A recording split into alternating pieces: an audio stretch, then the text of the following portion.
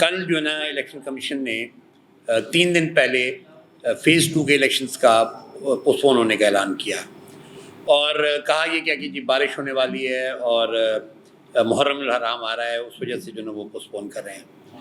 آپ کو یاد ہوگا کہ جی ڈی اے پہلی پولیٹیکل الائنس تھا یا جماعت تھی جو کہ پہلی دفعہ ہم الیکشن کمیشن گئے اور ہم نے جب یہ اناؤنسمنٹ ہو رہی تھی تو ہم نے ان کو یہ کہا کہ جس قانون کے تحت ہمارا ایک استدلال یہ بھی تھا کہ سندھ حکومت نے نہیں چاہتی الیکشن ہو، جبکہ الیکشن کمیشن زبردستی الیکشن ہمارے پہ مسلط کر رہا ہے۔ تو اس وقت جو ہے الیکشن کمیشن نے یہ کہا، ہماری یہ بالکل کنٹینشن تھی کہ جی الیکشن کمیشن تیار نہیں ہے، وہ ڈیلیمیٹیشن اس کی فالٹی ہے، ووٹرز لسٹ جو ہے نا درست نہیں ہے، اور وہ نظام ہی نہیں ہے الیکشن کمیشن کے پاس جس کے تحت، یا ان کے پاس وہ انفراسٹرکچر ہی نہیں ہے جس کی بنیاد پہ وہ الیکشن کرا سکیں یہاں پہ سندھ کے اندر۔ اور ہوا بھی اسی طرح۔ آج اگر آپ دیکھیں تو ایم کیو ایم آج سپریم کورٹ میں کھڑی ہے ڈیلیمیٹیشن کے حوالے سے۔ ہم نے اس وقت کہا تھا کہ پہلے فیز کے اندر بھی وہی پرابلمز ہیں جو کہ سیکنڈ فیز کے اندر آپ کو آ رہے ہیں۔ ڈیلیمیٹیشن اس وقت بھی جس طریقے سے، میں لاڑکانہ کا ایک آپ کو اگزامپل دے دوں کہ پورے کے پورے حلقے کو انہوں نے ڈیوائڈ کر کے ایک وہ کہتے ہیں نا اردو میں کہوں گا کہ لیڑا کر کے اس کو جو ہے نا ایک اسٹرپس بنا کے اور جو ہے نا سارے کے سارے حلقوں کو لاڑکانہ شہر کے اندر برباد کیا گیا، اور یہ بات محسوس کی پھر الیکشن کمیشن نے۔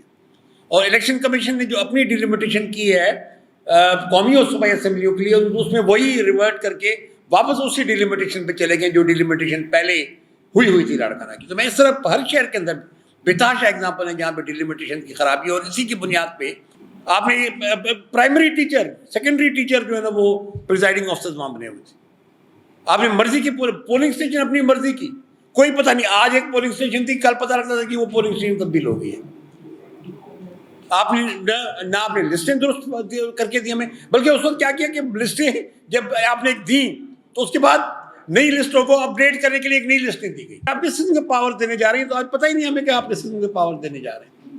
تو میری نظر میں جو ہے نا یہ سارا کا سارا پروسیس جو ہے ایک بدنیتی پہ مبنی تھا، اور آج جب آپ پوسٹپونمنٹ کرنے جا رہے ہیں تو اب الیکشن کمیشن اپنا مذاق اڑوا رہا ہے۔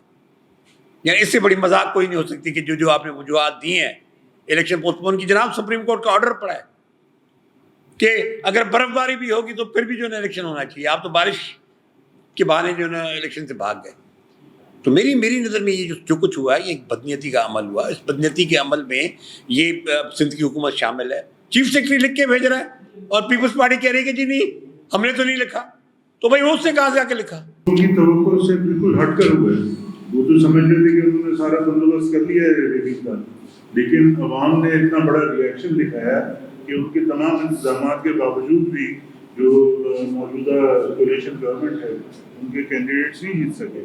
تو یہ نہیں ہے کہ وہاں پر الیکشن کمیشن نے کوئی بہت اچھا رول پلے کیا ہے، وہاں پر عوام نے ریئیکٹ کیا، اور اگر اسی طریقے سے وہ ہٹ دردی کرتے رہے تو پھر صرف لڑکا دور نہیں ہے پاکستان سے، وہ حالات یہاں پر بھی پیدا ہو سکتے ہیں۔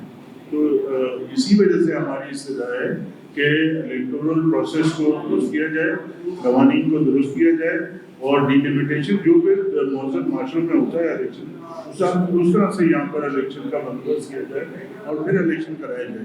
یہ ڈھونگ کا فائدہ کیا ہے؟ اربوں روپے آپ خرچ کرتے ہیں الیکشنز پہ اور اس کا کوئی نتیجہ نہیں ہے۔